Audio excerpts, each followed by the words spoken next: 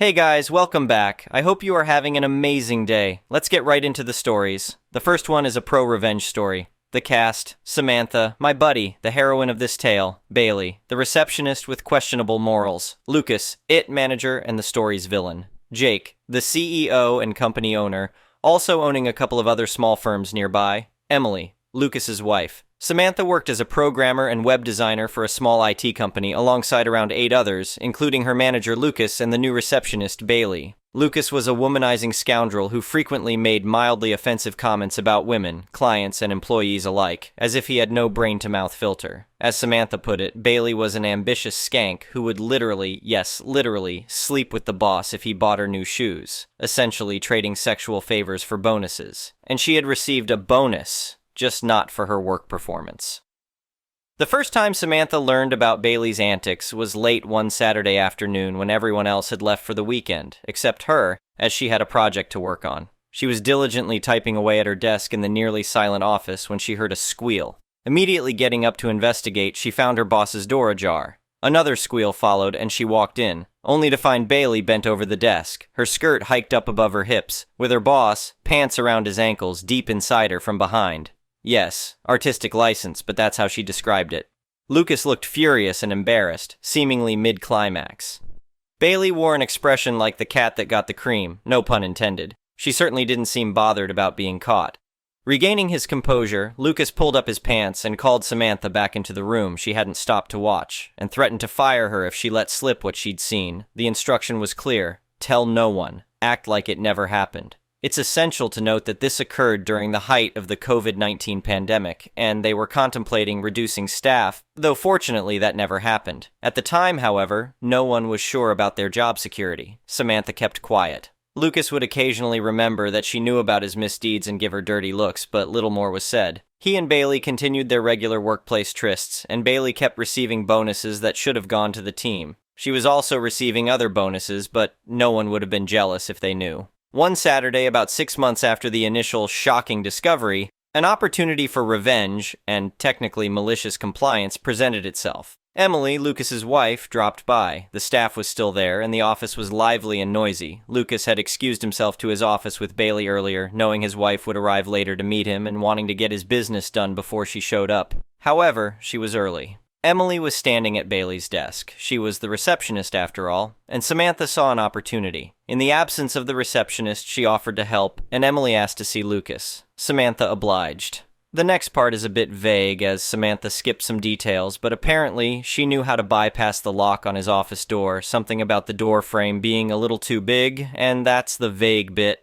Samantha could open the door as if it weren't locked and hold it open for Emily, who walked in to find her husband having sex with the receptionist from behind. Emily erupted in incandescent fury, causing Lucas's excuses to melt away. He was trying to explain that it wasn't what it looked like while pulling up his pants. Meanwhile, Bailey had tried to discreetly leave, but Emily turned her full wrath on her, so Bailey excused herself by asking Lucas why he'd never told her he was married. He had actually told her, but the ruse worked. Lucas glared daggers at Samantha, but she told him she'd done as he'd asked. She had never told anyone, and had acted as if it had never happened, just as he'd demanded. Emily asked what she meant, and Samantha explained in painful detail what had been going on. With Emily screaming bloody murder at Lucas, no one heard the big boss, Jake, arrive. He must have heard the commotion and come to investigate. At this point, he'd heard enough from outside the office and asked Samantha to leave. Lucas no longer works there, and neither does Bailey. Bailey was dismissed for gross misconduct, and Lucas is awaiting a court date. Something about fraud or embezzlement, though the details are sketchy. No information about his marriage was provided. Samantha still works at the company, but now serves as an assistant manager to a newly appointed female manager. "So, there you have it," Samantha said, taking a sip of her coffee. "That's the whole sordid tale of how I helped bring down that sleazeball Lucas." "Damn, girl," her friend replied, shaking her head. "Talk about being hoisted by his own petard. Serves him right for being such a scumbag." Samantha nodded, a small smile playing on her lips. "Yeah, karma's a idiot, ain't it? The next one is an entitled people story. I own a small tech startup in the suburbs of a major city. We make apps and websites for local businesses. It's just me, my business partner Dan, and 3 employees working out of an office building I bought a few years back when the company started taking off. The building is in a nice neighborhood full of single-family homes. There's an homeowner association that oversees the area. I've never dealt with them before since my property is zoned commercial. All I know is the homeowner association president is some lady named Karen who's notorious for hassling people over minor rule violations. But I figured as long as I minded my own business, they'd leave me alone. Boy, was I wrong. One Monday morning, I arrived at the office to find 2 police cars and a whole crew of angry-looking people standing in my parking lot. I go up to the first cop I see and ask what the hell is going on. He tells me, "The homeowner association is here to conduct a permitted search of your premises." Permitted search? What are you talking about? I ask, totally confused. That's when Karen marches over with a piece of paper in hand. "We have reason to believe you are running an illegal business here in violation of homeowner association codes. Therefore, we obtained a court order to search these premises." I look at the document and see that it's a search warrant signed by a judge, but the claims in it about my company are complete BS. Karen goes on about noise complaints and zoning technicalities, but it's all made up. Before I can object further, Karen orders her crew to start ransacking my office. I call Dan and my employees and tell them not to come into work today. Then I call my lawyer in a panic over this baseless raid. He says he'll look into the so-called evidence behind the warrant and file an emergency motion to stop the search. In the meantime, I follow the homeowner association goons around as they rifle through file cabinets, desks, and even personal belongings of my employees. All the while, Karen keeps up her condescending comments, calling me an irresponsible business owner and saying it's people like me who ruin the neighborhood. Finally, my lawyer calls back saying he got the warrant reversed for lack of probable cause.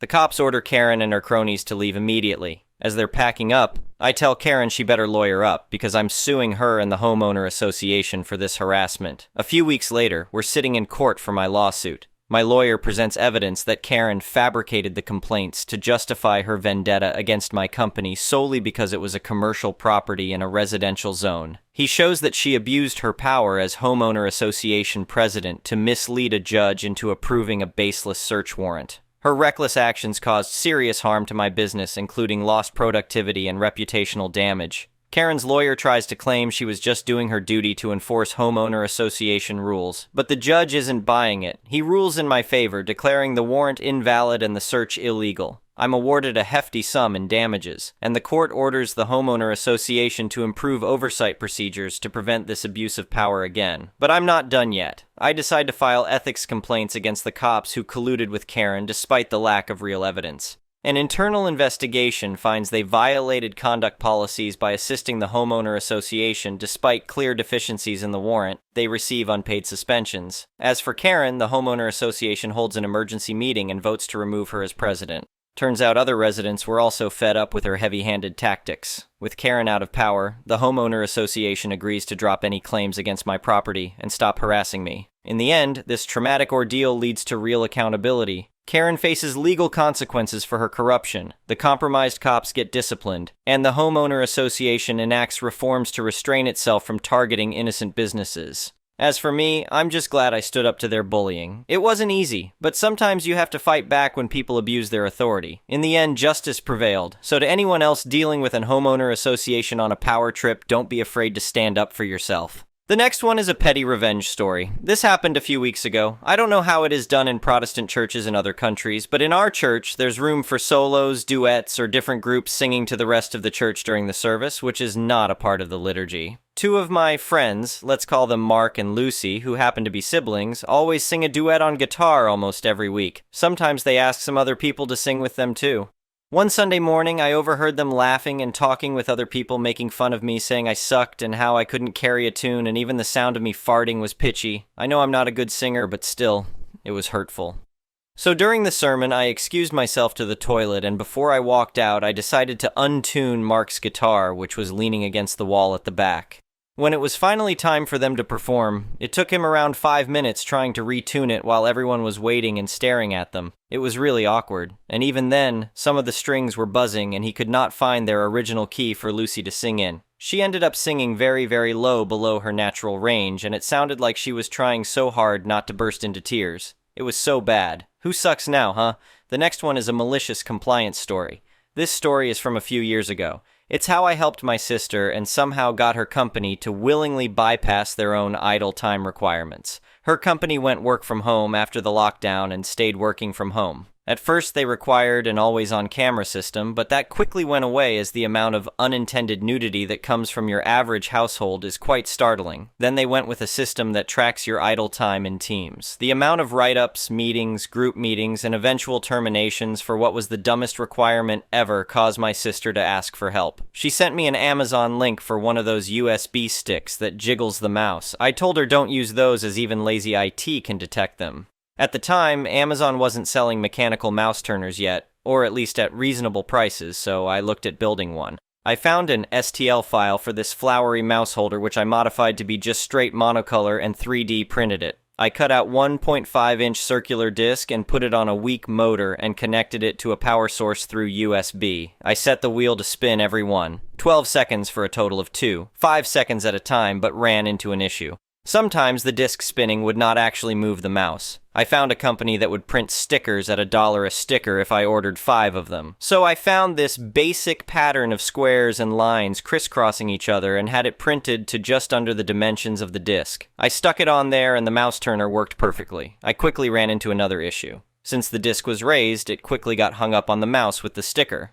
So, back into design, I went and made it where the dimensions were slightly larger for the base and sit it where the disc would be 2 mm below the actual mouse. After printing it, the mouse sat on the cradle and the disc spun without touching. The mouse cursor would randomly just move in weird directions at the times the disc spun. So with that all out of the way, I got a free lunch out of my sister and delivered it. It hooked into her laptop's USB port, never being detected, and would turn her wheel, decreasing her idle time down to 0. Within 2 weeks, she was recognized as a top performer. She was watching crime dramas with her volume at max until she got a notification that customers submitted a request. In other words, her productivity stayed exactly the same. So she calls me up and asks if I can make more of those.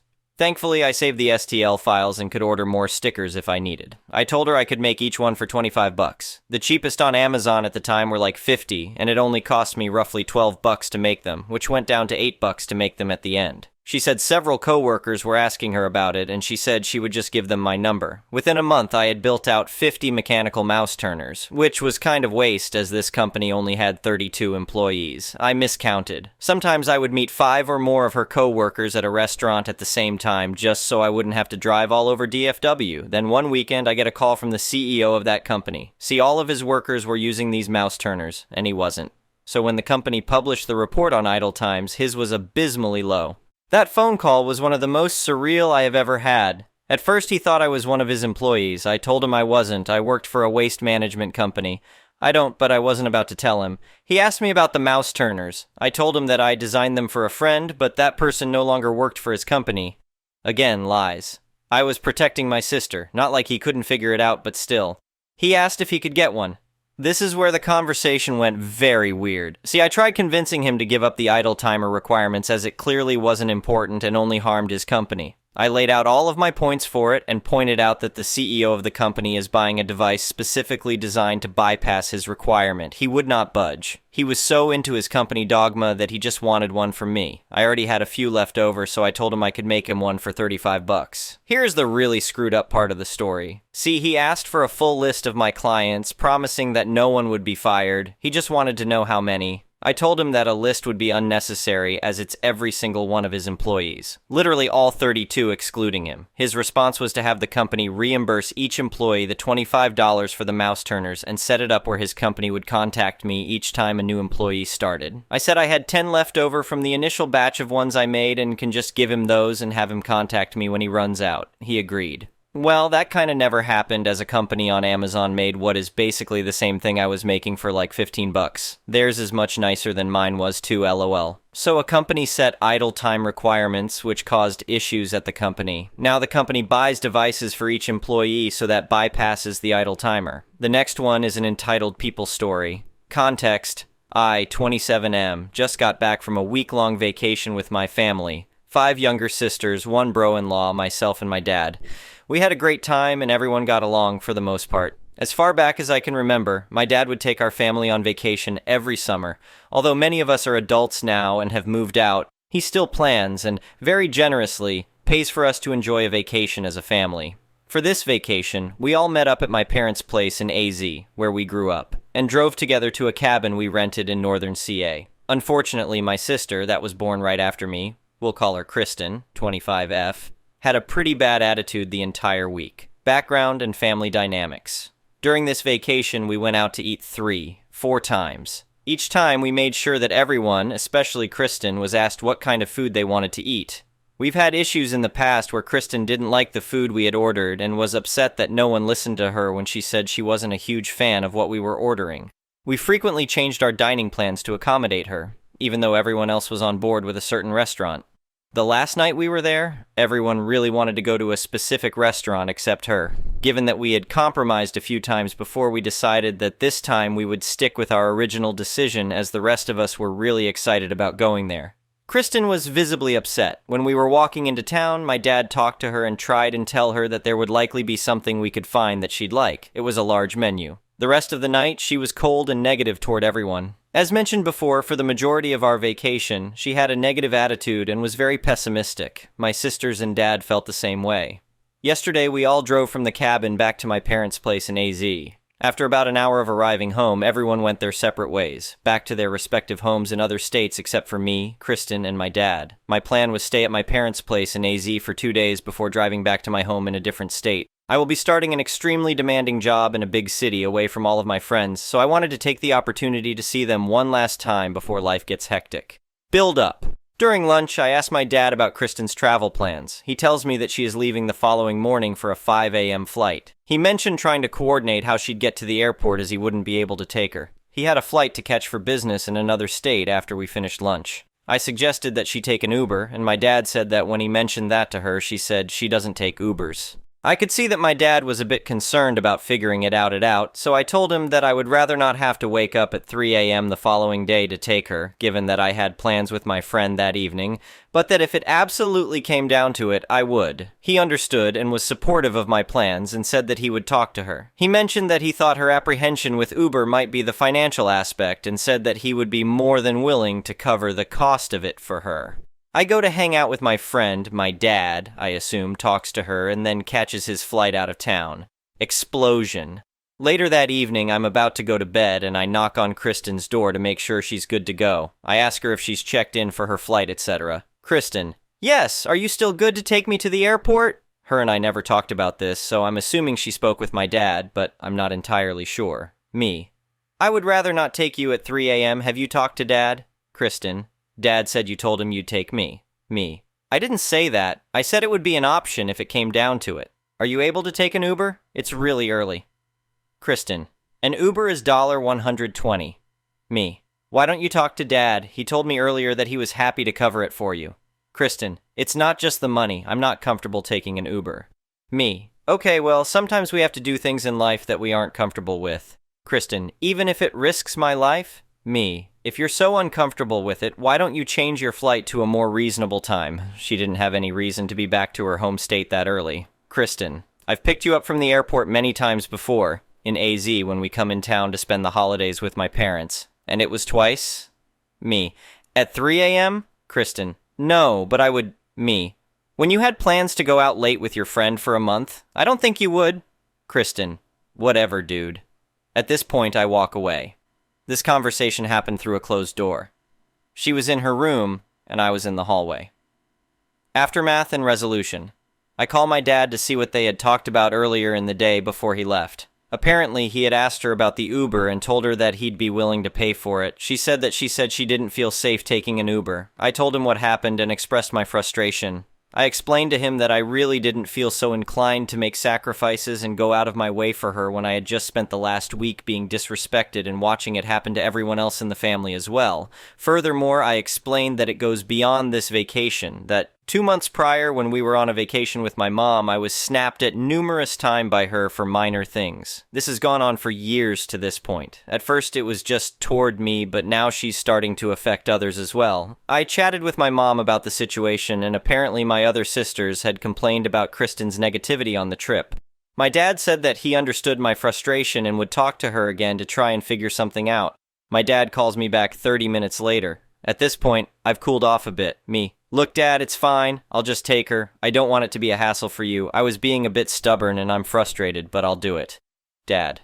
No worries, she had flexibility and no need to be back so early, so we changed her flight for 8 a.m. It was easy. Me. Okay, great. That makes things a lot more manageable. I'll make sure we leave here around 6 a.m. Dad. Well, she doesn't want you to take her, she's getting a friend to do it. My take. Looking back, I probably should have just taken her from the get-go. My main frustration in all of this is her sense of entitlement. I felt she had acted very entitled the entire previous week. With the eating out, she didn't help with cleaning, preparing food, packing up, etc. It felt like she was just expecting me to take her regardless of the time, my plans, etc. It's extremely frustrating because we have all been so accommodating and considerate of her, yet we get thanked with negativity. Despite our consideration for her, we get no consideration back. Beyond that, and I'm in the wrong for holding on to this as I should have just let it go, she had been snappy with me all week. So, the last thing I wanted to do was to go out of my way to do this. Would love to hear your thoughts. Does she seem entitled, or am I in the wrong here? The next one is an entitled people story. I am 26 years old, and I decided to open my own business this year. Moving forward in this post, I should point out that I am from a small town, 1,000 people, in the rural Midwest. Because of this, everyone has some sort of connection with someone. We went to one of the liquor stores in the closest city, 30-ish minutes away. Small city, 8,000 people. When we were grabbing some alcohol for a party, I was looking at the prices and saw how insane the prices were. For a 6-pack of a local beer, we were charged $15. I was thinking about this and figured that I could probably make bank opening a liquor store. Back in February, I was furious about my crappy job and thinking out loud how cool it would be to own my own business to a friend. My friend's mom happened to be the president of the local bank. He told me, hey, with the pandemic, the bank has been struggling to find customers to give out loans. Right now, the bank is giving loans for cheap. A couple of weeks later, I went in and met with my friend's mom and pitched my idea with the research I had done on alcohol prices, potential demand, and estimated income. I got the loan at a fantastic interest rate. I bought a building, which happened to be the former bank, and hired my dad to help me renovate the building. My dad is a general contractor, and he gave me an excellent quote on materials and labor. After working everything out with the distributors, getting the proper licenses, and getting my paperwork I needed for the government, I was ready to open my liquor store in May. I had started taking out ads in the local newspaper advertising my store and my prices. When I was in talks with my distributors, I learned, even with inflation and everything else, the liquor stores in the city had like an 80% markup. I talked to a local business owner, and he suggested that I have around a 35% to 40% markup. Because of this, I was significantly cheaper than the closest liquor store and had a much wider selection than the gas stations and small local stores nearby. My hometown is near a national forest. As such, we have a lot of people who come up for weekends for recreational activities year-round. My first week, the week before Memorial Weekend, after opening, I had made a $4,000 profit. It was great being my own boss. If someone was rude to me or my girlfriend, oh, I'm sorry, you can do your business elsewhere. If someone tells my GF, go back to China, you chink idiot, they can pay me 15% more at the register. Did the gang and I run out of alcohol? Time to grab my keys. Not car keys, the store keys. My apartment is like 2 blocks away. And go to the store. That's not to say that it wasn't difficult running my own business, especially that my only employee was my GF, and we were both working 6 or 7 10 to 12 hour days a week. I was both manager, accountant, and cashier, but fuck, it's so much nicer knowing I can tell someone to pound sand for being a prick. Couple of weeks after Memorial Day, some old guy walks into my store a couple of minutes after I opened. He seemed friendly enough, but eventually he offered to buy my store. I'm not going to say the amount, but it wouldn't have even covered my principal on the loan. I rejected the proposal outright and refused to negotiate the sum higher. He walked out of my store saying, well, you'll be sorry you rejected that offer. The next month, a guy walked into my store and asked if I was the owner. After saying yes, I was informed that my business was being sued by this random guy I never heard of for libel. After he left, I was freaking out and I decided that I was going to close early. When I got home, I googled the guy and soon saw a picture of the guy that tried to buy my store. Turns out that this is the guy who owns both of the liquor stores in the nearby city. It also just so happens that he is on city council. With a little bit of further digging, I learned that this city has an ordinance that reads, any business institution that does not fulfill the definition of a restaurant, tavern, or liquor dispensary will be excluded from obtaining a license for the sale of alcohol. Later, I discovered that the same guy happens to be the head of the board which approves liquor licenses. I love small-town corruption. Either way, I had a major issue. My maternal uncle happens to be a lawyer in a neighboring state. I decided to call him and try to get some legal advice. I talked to him and read the documents that I had been handed/served over the phone, and the research I had done. After receiving all of the information I had read off, I was expecting to get some sort of advice, but instead heard, hang on, I gotta make a call, and he hung up. I'm freaking out. I was actually about to post my first post to r/legal advice. I'll be honest, I just wanted someone to tell me it was going to be okay, and I didn't need to crawl to this guy on my hands and knees. As I was writing the title, my uncle called back. Hey OP, I just got off the phone with my partner. He agreed that we can take your case pro bono. If you would like to accept, we can discuss at my office tomorrow at 1 o'clock. This is how I learned that my uncle is on the bar in 3 states. So, we meet, and we discussed the case. It turns out that the guy filed the libel suits against my business based on the ads I took out in the local newspapers. He claimed that my ads were targeted to damage his and his business's reputation.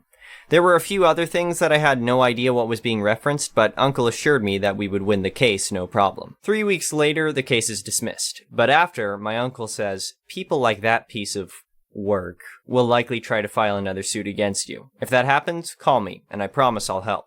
The next day, I get served again, but this time I am the defendant. Not my store, me. I swear to God, I look at the documentation and the only thing that changed was instead of my business's name, mine is listed as the defendant. Same thing happens 4 weeks later, the case is dismissed. Over the next 3 months, I was sued just as many times. Before the 5th case's hearing, we had a settlement meeting. My uncle, the judge, the guy suing me, his lawyer, a bailiff, and I were sitting in this room. Judge says, you two have been in court 4 times already. Is there any way we could come to an agreement that'll stop this cycle of faulty litigation? The guy's lawyer says they have an offer and hand it to my uncle, who then hands it to me. It essentially read that he'll stop all litigation if I sell my business for about 30% of remaining loan principal. I outright rejected the offer and made a counteroffer. I said, if you drop this case, I won't sue your ass for harassment. He busts out laughing. Sue me? With what money? The legal fees alone ought to have drained you. You should be happy I chose to extend this offer and not sue your ass into bankruptcy and buy that crap hole from the bank when they foreclose on your dumb ass. The judge, the bailiff, and the guy's own lawyer were all looking at him, aghast for saying the silent part out loud about the real reason I was getting sued. My uncle straight out said to him, "Oh, I'm sorry. Apparently you were never told. I've taken all of my nephew's cases pro bono. The only money he has spent on your litigation is gas. And bluntly, sir, I think your outburst has just insured a suit against you." After that, we just left, and I was then informed a few days later the litigation was dropped. Right now, my uncle and I are talking about the future suit against the guy. I want to sue the guy for a very high amount to try and get press attention to this guy and his sketchy actions. Although, my uncle warned me that we'll need to be careful because if we set the damages too high, it'll look like we're just being vindictive. This suit won't be pro bono, but after getting sued 5 times for free, essentially, I'm not going to complain. Looking back on this, I'm so thankful that my friends and family supported me the entire way, especially my uncle. Without my uncle, I would have absolutely lost my business. The next story is titled, Ex-Wife Steals My House and Evicts Me from My Property. Calls 911 for me trespassing. The day I divorced my ex-wife was a turning point in my life that changed me forever. It was a moment that I had never thought I would experience, but fate had other plans for me. When I met my ex-wife, she was everything I wanted in a partner. She was charming, warm, and seemed to possess all the qualities I desired. She was even shy and meek, which was a breath of fresh air compared to the outgoing and sometimes overwhelming personalities of the women I had dated before. However, as soon as we got married, everything changed. The real her came out, and it was not a pretty sight. I discovered that she had been lying to me about her parents being drug addicts, and that she had a history of stealing money from them to fund her addiction to drugs and alcohol. She was also prone to explosive outbursts and aggression, especially when things didn't go her way. To make matters worse, she had cheated on me with multiple men, even though we were married. I knew that I had to get out of the marriage to have any hope of a happy life, but she wasn't going to make it easy for me. When I first told her that I wanted a divorce, she seemed okay with it, but that was short-lived. She called the police on me, claiming that I was trespassing on her property. The police assumed that she was in the right and removed me from my own home. I was taken to the police station and had to endure hours of paperwork and questioning from the officers, but none of them listened to me. They just assumed that she would keep the house because we were getting a divorce. I was forced to stay with a friend until I could work everything out with my lawyer. The divorce proceedings were a nightmare. Her lawyer made a list of outrageous demands, including my stamp collection, which was worth over $100,000. But I was determined to fight back, and I had a secret weapon, my own lawyer. He was on my side, and he was able to prove that she was lying about me abandoning her in the house. He presented the police reports from that day, which showed that I was removed from the house by the police. I sat there in court and watched as her lawyer whispered to her, trying to come up with a way to defend her lies. But I was one step ahead of her. I had discovered that she was having an affair with one of the men she had cheated on me with. I hired a private investigator to gather evidence of their affair and present it in court. The judge was shocked by the evidence, and it was clear that my ex-wife's credibility was in tatters. The final straw came when the judge ordered her to pay me a substantial sum of money in damages for lying and cheating. But I wasn't satisfied with just financial compensation. I wanted revenge, and I was going to get it. I approached her in the courthouse, and in a quiet voice, I told her that I was going to make her pay for what she had done to me. I sold the house she had claimed was hers and used the proceeds to start a new life. I also contacted her employer and let them know about her history of addiction and lying, which led to her being fired. Finally, I spread the word to her friends and family about her infidelity and her lies, destroying her reputation in the process. The day I divorced my ex-wife was a turning point in my life, but it was also the beginning of a new journey. I learned a valuable lesson from this experience. Sometimes people aren't who they seem, and it's important to trust your gut instincts. The next story is titled, "My Neighbor Cursed Me for Using My Own Yard." Well, I'm going to use it even more. So, I've lived in a townhouse for the last 3 years. I live with my husband and 2 60-pound dogs. For a bit of background, I got attacked by a dog just before my neighbors moved in 2.5 years ago, which left me with a fear of strange animals up until recently when I was able to work through my trauma with my therapist. My neighbors have 4 loud and reactive dogs, 3 Chihuahuas and 1 Australian Shepherd, which charge the fence whenever they see someone on the other side and bark constantly. This had prevented me from using my backyard for the last 2 summers. Now that I have worked past the panic attacks and fear, I'm spending a majority of weekends in my yard and let my dogs go back and forth freely from the yard. My dogs have been well socialized and don't have any interest in the fence when the other dogs are reacting. Up until yesterday, when the neighbors' dogs come out, I would bring my dogs inside. But it would still mean a minute or so for their dogs to calm down. I would let my dogs back outside to play when the neighbors go back in. This was no big deal to me. Now cue Sunday. The neighbors let their dogs out, they react, I bring my dogs in. Same old routine, except my neighbor curses me under her breath. Keep your fucking door shut. This is not the first time they've been rude either. This gets under my skin, considering her dog's reactivity is the reason I didn't feel comfortable in my own backyard. And it's not my dogs who are reactive. Plus, I've always been the one to bring my dogs in, not the neighbor. So, I've started to be a bit petty. Now, when the neighbor lets their dogs out, I stay out and play fetch with my dogs while her animals are going ape crap, instead of bringing my dogs inside as I've always done. My dogs love it because they're getting more exercise than before. It's only been 3 days, and my neighbor is exasperated and has to chase her dogs around the garden. Side note, they have another dog on the opposite side of them, which they are equally reactive to as well. I have patio furniture being delivered tomorrow, and I fully expect to enjoy my yard to the fullest this summer. After a week or 2, I'll probably put up a visual blockade so her dogs can't see mine to be nice, but I'm not going to restrict my well-trained animals for her untrained ones any longer.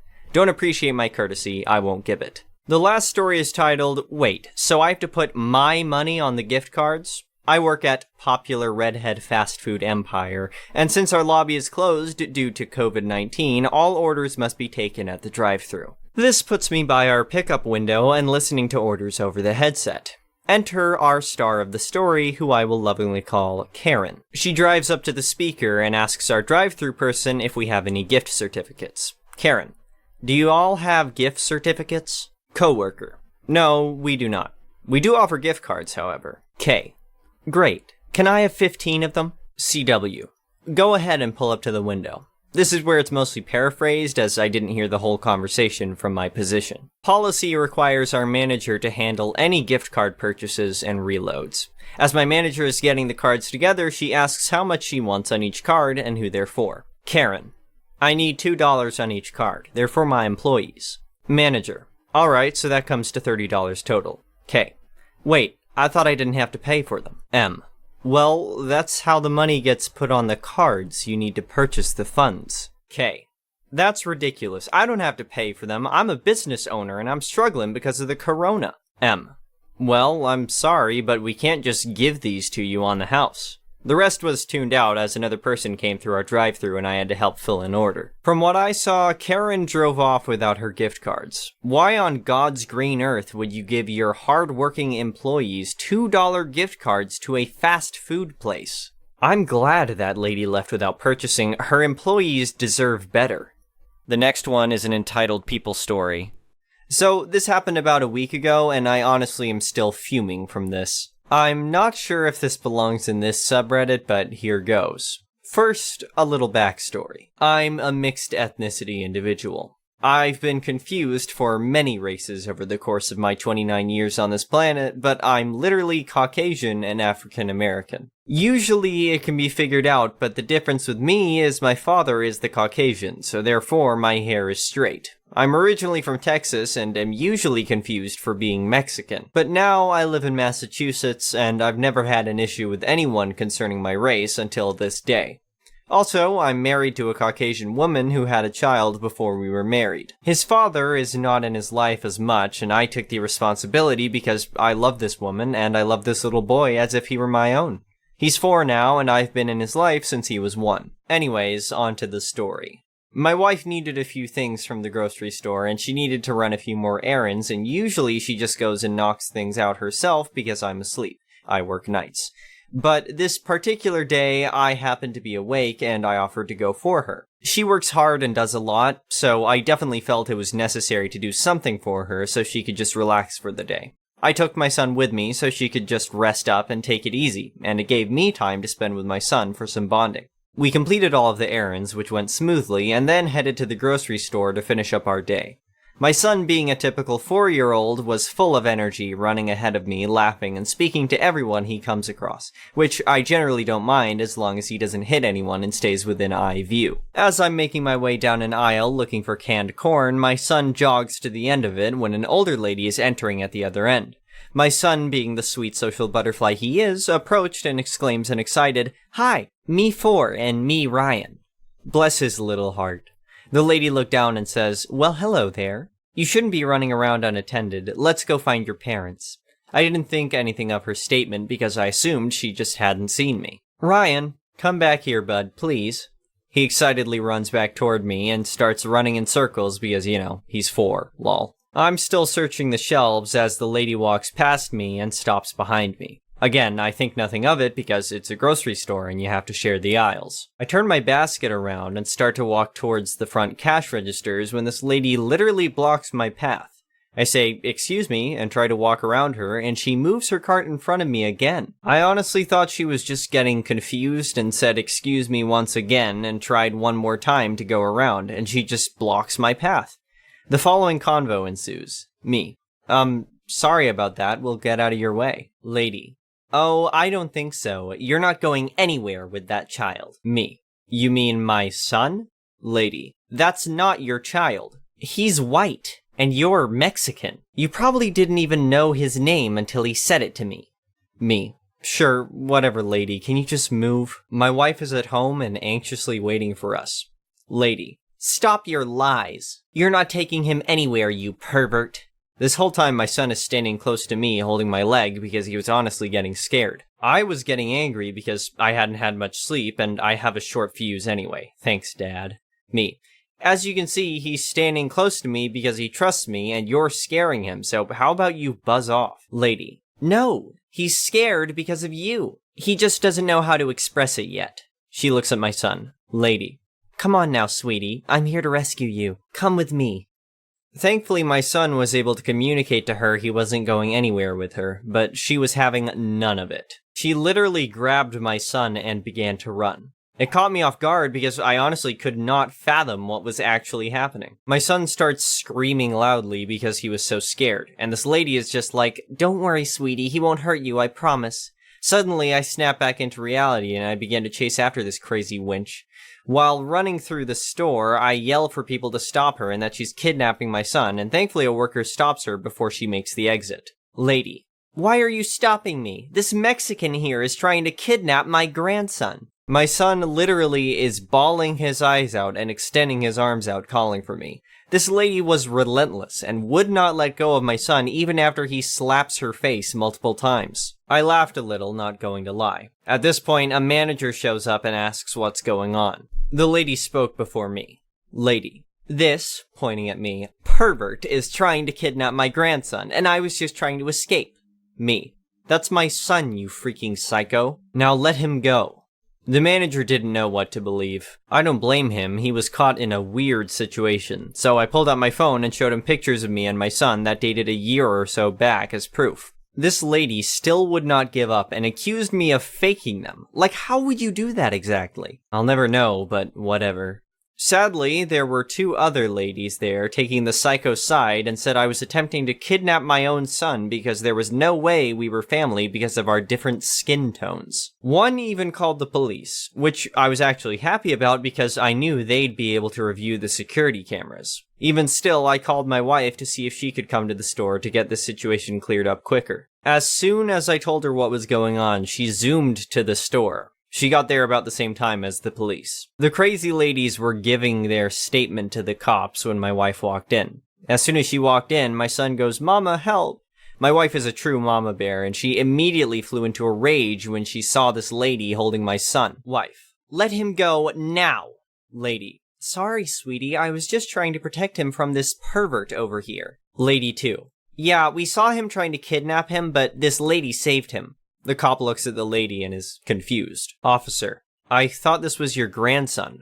Wife: "I have no idea who that lady is." She takes out her phone and shows the officer a picture of my mother-in-law. Lady: "Okay, I'm sorry, he's not my grandson, but I was only trying to protect him from this dirty pervert over here." Lady 2: "Yeah, I witnessed the whole thing. He snatched that child and tried to run away with him, but this lady stopped it." Lady 3: "Yes, I saw it too. He needs to be arrested. And you," pointing to my wife, "should be thankful that this lady was here to save your son because you obviously just let him loose wherever." Wife: "Who are you talking about again?" All three crazy ladies pointed at me. Wife: "Oh, you mean my husband?" Lady 1: "Husband?"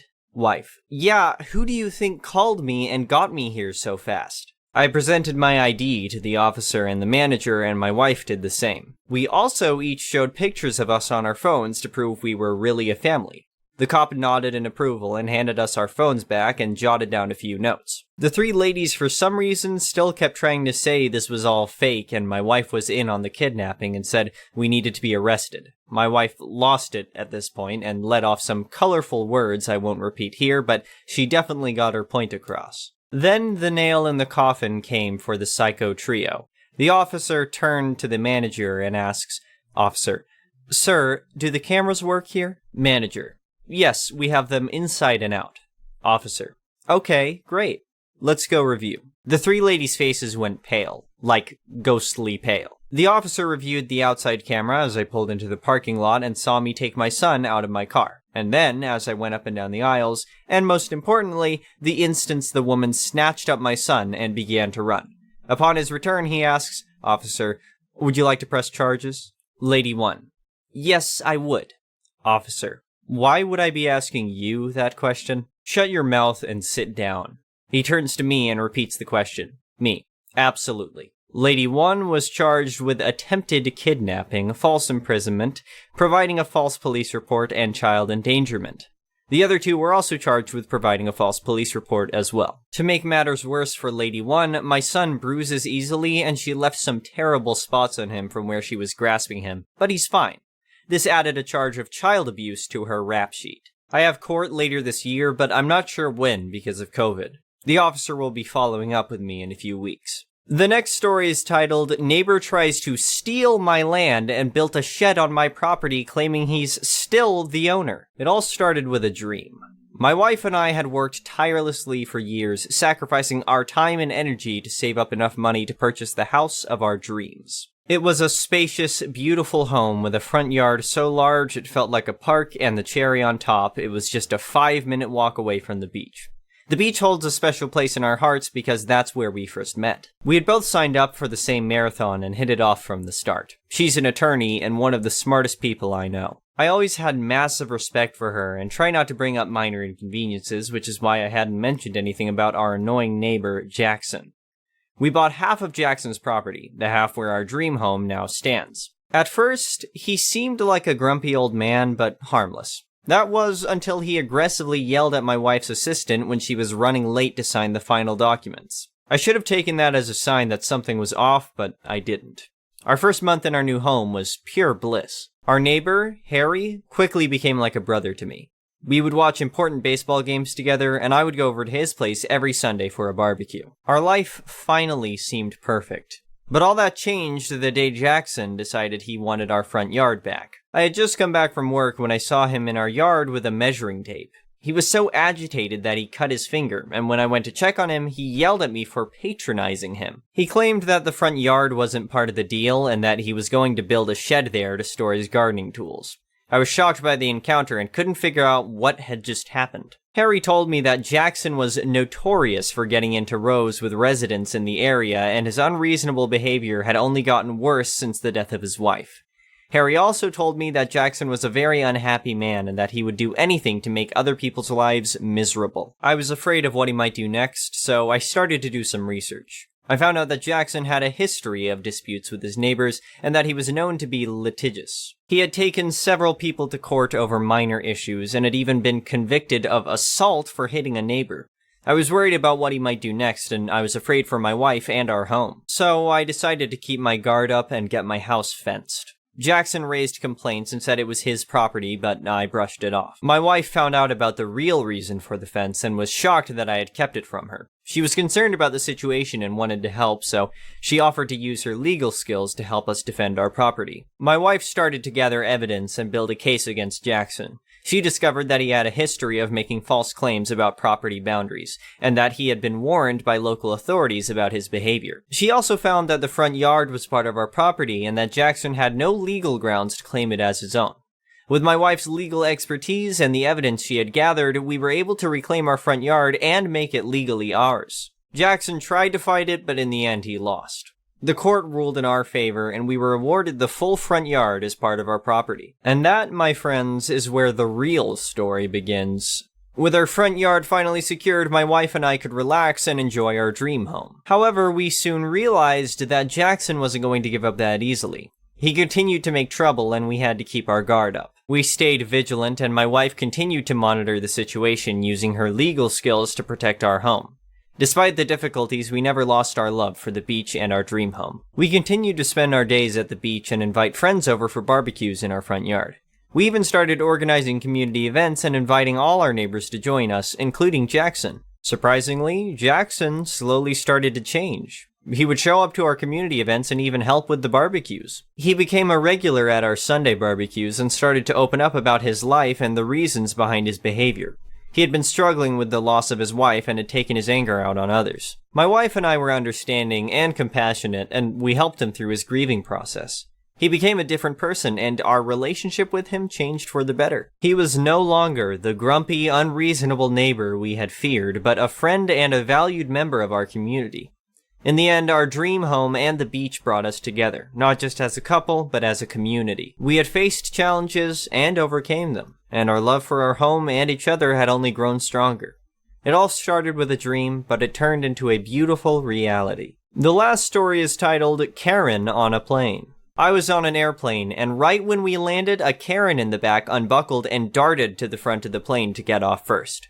She did not make any eye contact and felt that she was special. I'm talking about going from the very last seat on the plane down the whole row and past first class. basically standing at the little kitchen thing in the front. All this time, the seatbelt sign was still on, and we were still rolling down the runway. The flight crew had asked her to return to her seat until we reached the gate, but she was not even responding. Everyone was basically trying to just wait it out. It was a long flight, 8 hours, and at this point we were exhausted anyways. Nobody said a word. Suddenly, the captain announced we had a special guest on board and he will be coming out to greet after we were settled at the gate. The Karen stood there awkwardly until we did the whole rolling into the gate and whatever planes do when they land for about 15 to 20 minutes. Everyone sat there waiting to see what the captain was talking about. Eventually, the captain came out and asked the lady to please move back a little to get to his special guest, then a little more, then a little more.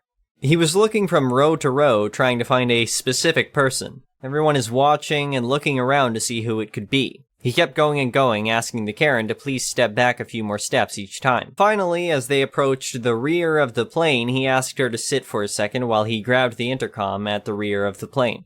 Ladies and gentlemen, I'd like to announce our special guest sitting in seat 42C. Let's give her a round of applause. The whole plane went wild with laughter and applause.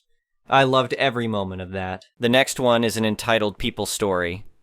So the only reason the entitled parent in this story didn't go to prison was because I was 18 at the time, but the fact that this happened the way it did still pisses me off. So when I turned 18, I started working at a call center and often walked around the city a lot in order to avoid my toxic mother. Yes, I know what you're thinking, but I was safe and always had a form of self-defense. I was young, but not stupid.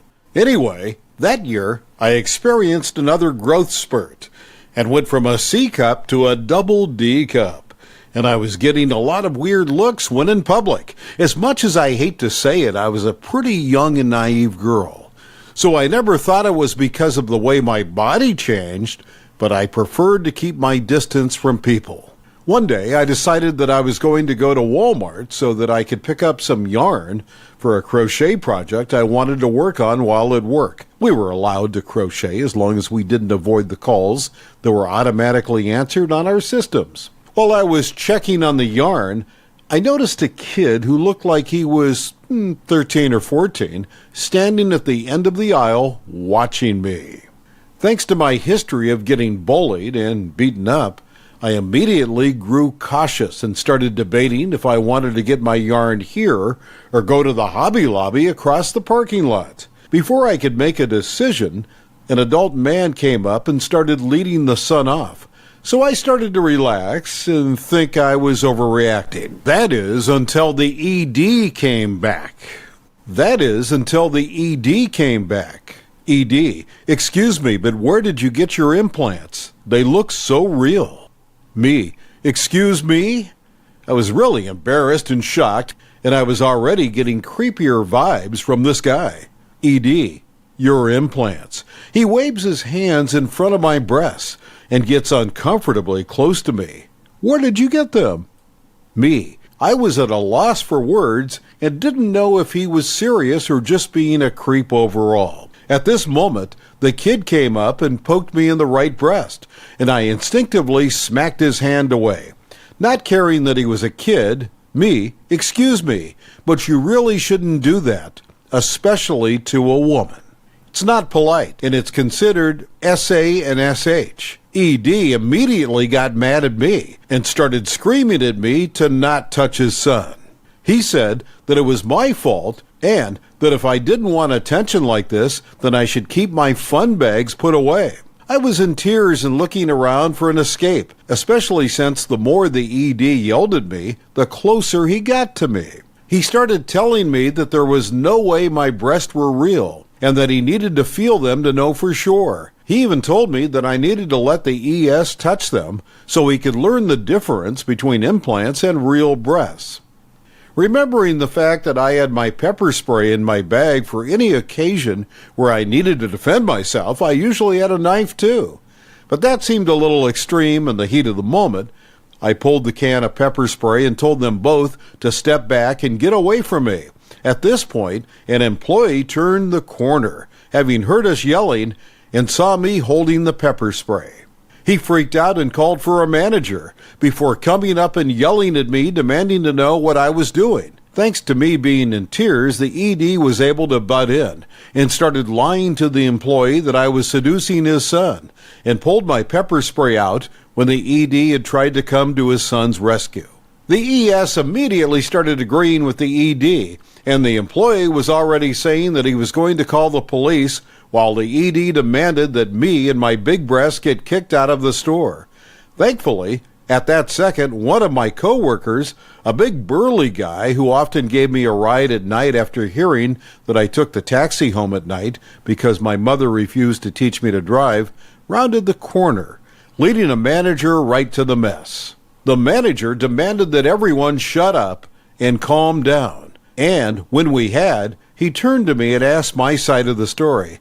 I told them how the ED insisted that I needed to let them feel my breasts to see if they were real, and how I had already explained I wasn't comfortable and didn't want their attention. The ED backtracked on his story and tried to defend himself, and EK saying it was all for educational purposes, and lied that I had agreed beforehand. This is when my coworker got mad and pointed at the camera at the end of the aisle, reminding them that it would have caught everything. The ED and EK both went silent for a moment before making a break for the exit. The manager took off after them, yelling at them to stop, and my coworker berated the employee for threatening me the way he did. Of course, the ED and EK got away, but the employee was fired, and I never went back to that store by myself per my friend's request. Please, teach your sons to respect women, and don't harass women. Plenty of us are insecure about our bodies and don't want the attention our bodies attract, and we appreciate it if you don't make things worse for us. Also, never assume that a woman's body is fake or that you are entitled to touch it. The next story is titled, Mother-in-Law Stole My New Car, Almost Killed Someone, and Claimed It Was Me. Oh boy, where to start with this one? This is a story of determination, perseverance, and ultimately triumph. A tale that depicts the bravery of a man who stood up against an oppressor and proved his innocence amidst difficulties. The story dates back to when I, the protagonist, had a difficult relationship with my mother-in-law. Our relationship was defined by her habit of borrowing things from us without asking and making excuses for her actions. It was a never-ending cycle of annoyance, but I never imagined it would escalate to something as serious as it did. One day, she asked to borrow my brand new car. I love that car. It was a shiny piece of technology that I had worked hard to purchase and was incredibly proud of. I was torn between my love for the car and my need to maintain peace with my mother-in-law, but I reluctantly agreed. However, as the day passed by, my wife and I got increasingly worried as we couldn't get in touch with my mother-in-law. We tried calling her multiple times, but she wouldn't pick up the phone. Eventually, my wife managed to reach her and found out she had gone to visit a friend in another state and wouldn't be back for a week with my car in tow. I was beside myself with anger. I needed my car for work, and I couldn't afford to be without it for a week. I told her that I needed it back, but she responded with the usual, "It's important to share with family" line. I realized that I needed to take matters into my own hands and threatened to file a police report for theft if she didn't return my car the next day. To my surprise, she agreed. But what happened on the way back was beyond anything I could have imagined. It turned out that she had decided to drive through the night and drink a 6-pack of beers, and of course she ended up hitting someone with my car. The person wasn't seriously hurt, but their friends took down my license plate number. Days later, the police showed up at my door and arrested me for hit and run. I was completely bewildered until they explained what had happened and where the incident had taken place. That's when I realized that it was my mother-in-law who had caused the accident, not me. I was faced with a difficult decision. I could either take the fall for her or fight back and get my revenge. I chose the latter and hired the best lawyer money could buy. I fought back with all the evidence I could find and didn't stop until I had proven my innocence and my mother-in-law's guilt. I used every resource at my disposal, every piece of evidence and every legal loophole to make sure that justice was served. The outcome was exactly what I had hoped for. My mother-in-law was arrested, and I was cleared of all charges. The victory was sweet, and it felt like justice had finally been served. I had stood up to my mother-in-law and proved my innocence. The moral of the story? Don't mess with someone's brand new car, especially if that someone is OP. And if you do, be prepared to face the consequences, because OP will not back down. This is a tale of retribution, a story of how one man stood up against a tyrant and emerged victorious. And that, my friends, is the story of how OP got his revenge. But the story doesn't end here. The experience taught me to stand up for myself and not to let anyone push me around. It taught me to be assertive and not to back down in the face of adversity. The experience changed me for the better and made me a stronger person. From then on, I made sure to never let anyone treat me or my belongings with disrespect, and I always stood up for what was right. The victory over my mother-in-law was not just a win in the legal sense, but also a personal victory for me. It was a testament to my strength and determination, and a reminder that I am capable of overcoming any obstacle that comes my way. The story of OP will always be a reminder that when faced with injustice, we must fight back and never give up until we get what is rightfully ours. The next story is titled, An Idiot Bridesmaid Meets an Unmovable Force, My Mother. A conversation with fellow crafters reminded of the story, so I figured I'd share. Some quick background. My baby brother was born terminally ill, and the long hospital stays and expensive meds kicked in around 6 months old. To cope with the huge medical bills, Mom worked some odd jobs over the years, including making custom wedding and bridesmaids' gowns. My mom had a few die-hard rules. Number one, she did all of your measurements. I heard the lecture of vanity fibbing only results in a poorly fitting dress more times than I can count. Number two, all final fitting must be completed at least 3 weeks before the wedding. That way, if Dewey had an emergency hospital stay, she'd have time to arrange for someone to sit with him while she went home to finish a job. He was nonverbal and needed a constant companion. This particular bride wanted all of her bridesmaids in pastel organza dresses. Organza is a gauzy fabric. The base dresses were white, covered with these colors. Unfortunately, the bride had more bridesmaids than pastel shades the fabric came in, meaning one lucky bridesmaid wore tan.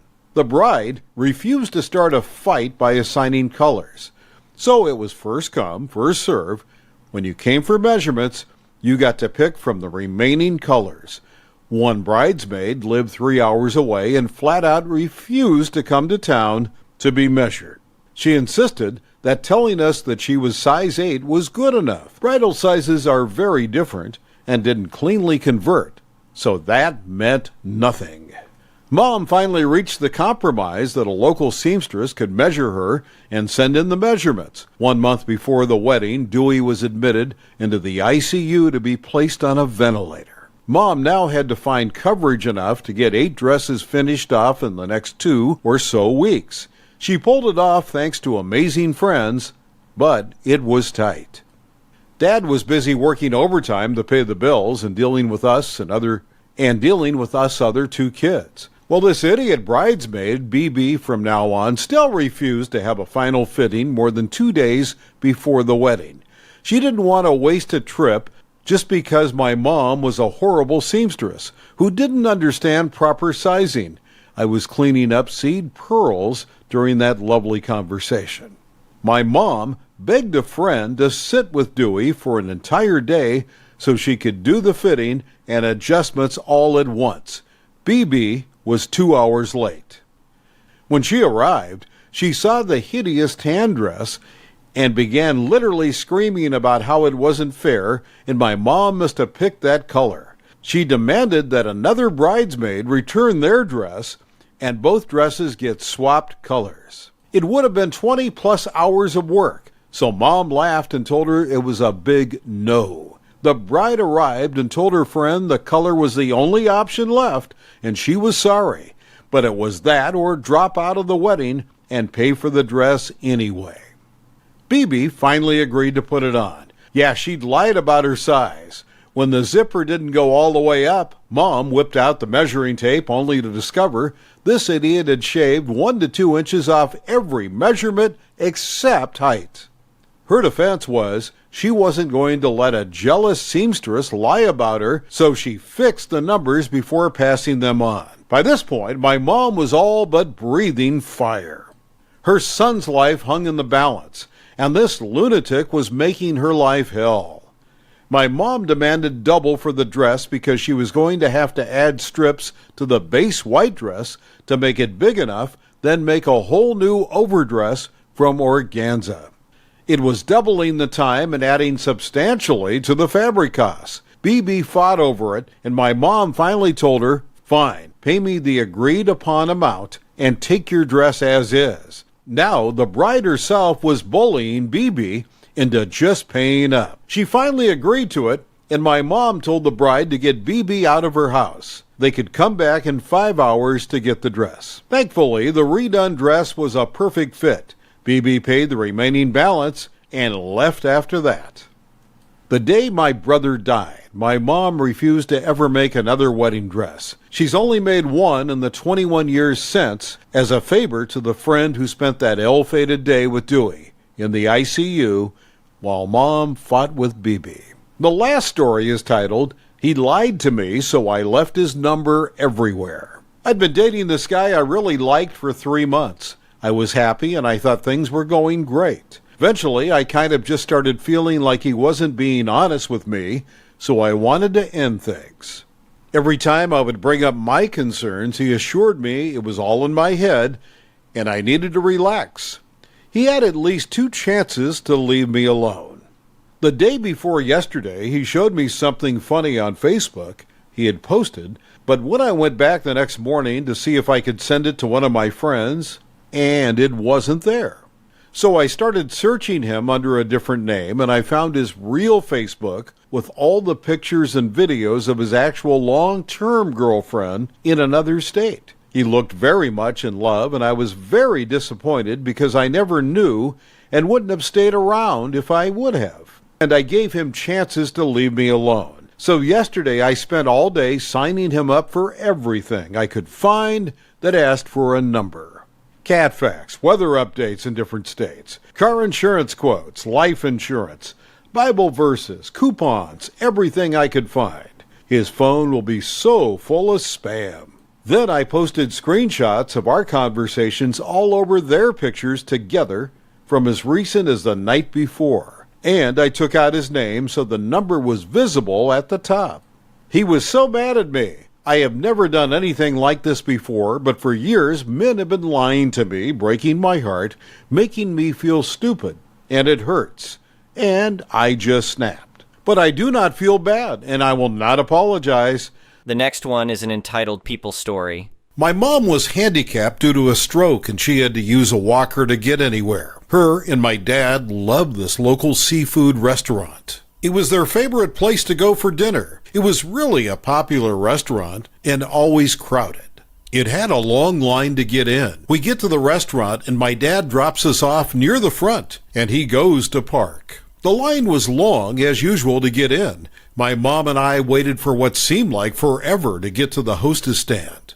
My dad had come in at this point and my poor mom had to stand up the entire time because they had no seats to sit and wait. We finally got to the front of the line and this guy pushes his way to the front and starts yelling that he needs to make a reservation, that the last time he was there, they had screwed up his reservation. Meanwhile, we had waited in this line and finally made it. My poor mom standing up the whole time and this guy just takes over. The hostess doesn't say one word to us. She just lets him take over and takes his reservation info for 9 people for the end of the week. She never said, "I'm sorry for the wait," or told him he had to wait his turn. Nothing. I was so pissed. My parents didn't go out a lot. They would look forward to going to this restaurant so much, when they were able to go. It was difficult for my mom to get around with the walker. They usually would wait until one of us could go with them to assist my mom. The guy was so rude, so obnoxious, and so entitled. I was livid, so the next day I called the restaurant and canceled his reservation. I remembered everything he said and I pretended to be his wife. Lesson to be learned. Don't mess with my mom.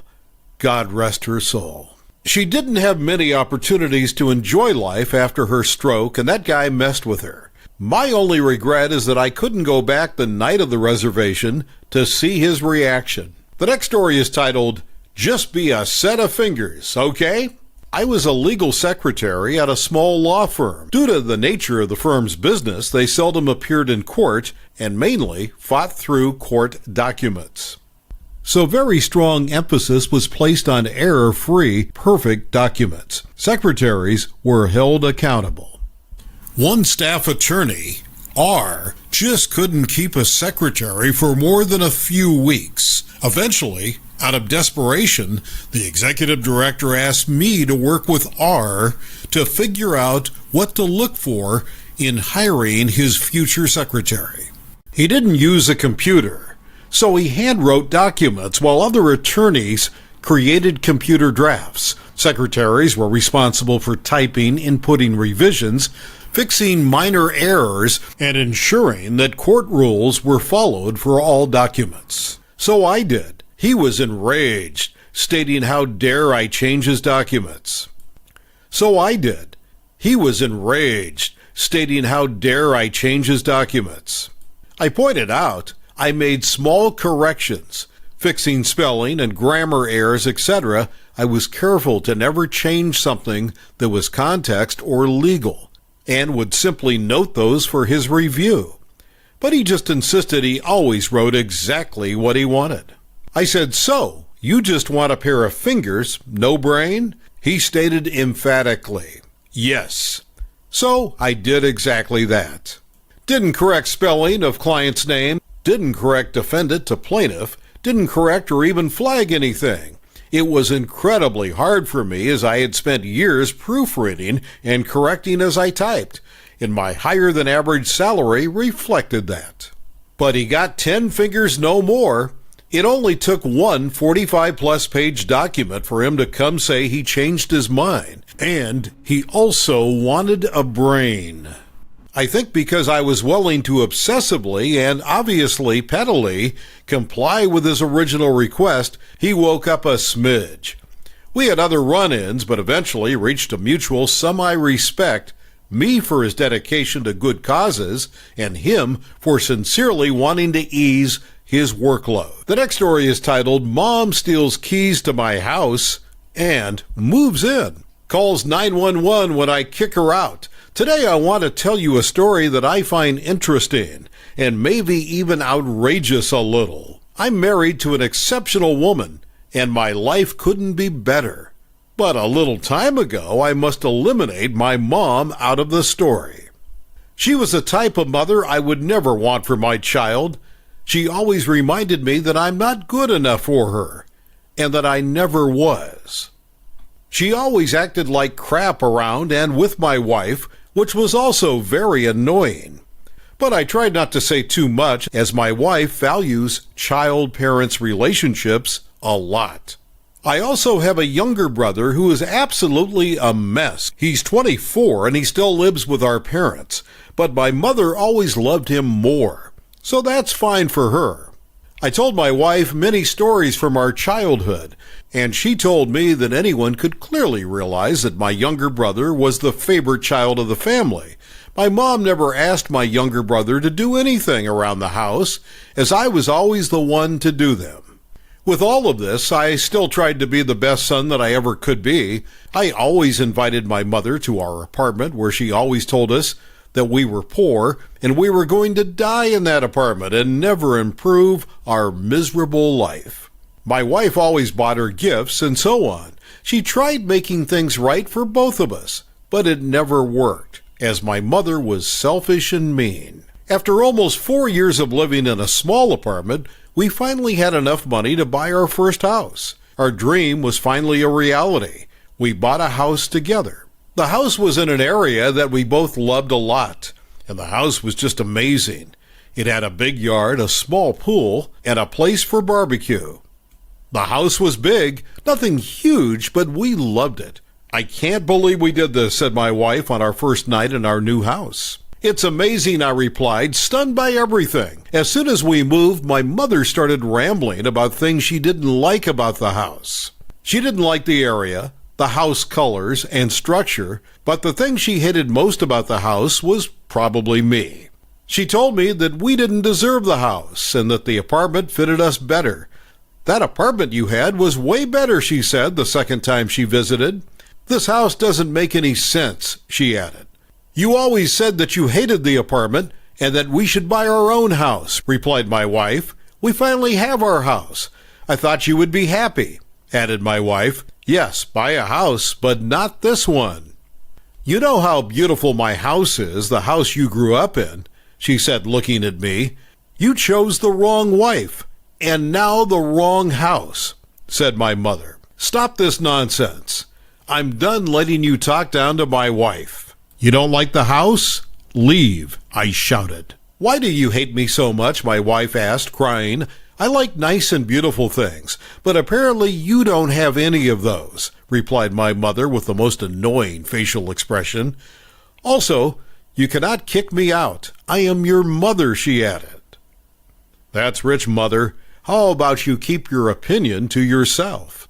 I would really appreciate it if you stop bothering anymore, I replied. I want to talk something to your wife. I think she would understand better, my mother said out of nowhere. My mother said out of nowhere, What? No, I replied. You talk to me. I added, It's fine, my wife said. So I went outside on the porch and waited. They talked for what it seemed like an eternity.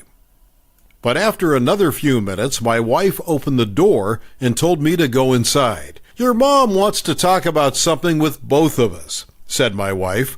She told me first because she knew how you'd react, she added. I took a seat on the couch and tried to prepare for the worst, but it was worse than expected. I was thinking that you should give this house to your younger brother, and you could move back to the apartment, she said. What? I asked, laughing. His girlfriend is pregnant, he's broke, and he doesn't want to live with me anymore. He wants a place for him and the future mother of his child. You are his brother, and you should help him, my mother said. No way, I replied. I cannot believe that you're saying this. I added, Why can't he keep staying with you? Asked my wife. Why impregnate the woman if he knew he had nowhere else to live? She added. Because he's not my responsibility anymore. Plus, I don't want to hear a baby's cries every day, she said. And God gave them that baby. It wasn't his choice, she added. Mom, you know that babies must be made, right? God doesn't just plant them in your uterus, I shouted. I understand the situation is not nice, I really do. But this is our house. We worked hard to buy it. We sold the apartment, and we spent all our money on the house. How can I give it to him for free, I asked, angrier than ever. Out of anger, my mother started hitting her head on the table, punching the table, and screaming. She started punching herself until she was looking like someone had just beaten her. My wife was crying, and I was shocked, almost laughing in disbelief. My mother started crying and called the police. Please come quick. My son and daughter-in-law are hitting me, she said on the phone. The police came and saw her all beaten up. My wife and I were trying to talk to her, understand what she was trying to do, but she was kicking and hitting us. She hit herself, officer. At first, she started hitting her head on the table, and then she just straight up started punching herself, I told a policeman. It's true, said my wife, crying. We told her something she didn't like, and that's how she apparently reacts, added my wife. She hit her head on the table and punched herself just because you fought and then called the police and blamed everything on you? Asked the policeman. Yes, that's exactly what happened. She's crazy, I shouted. After this whole incident, I told my mom that she was no longer welcomed into our house.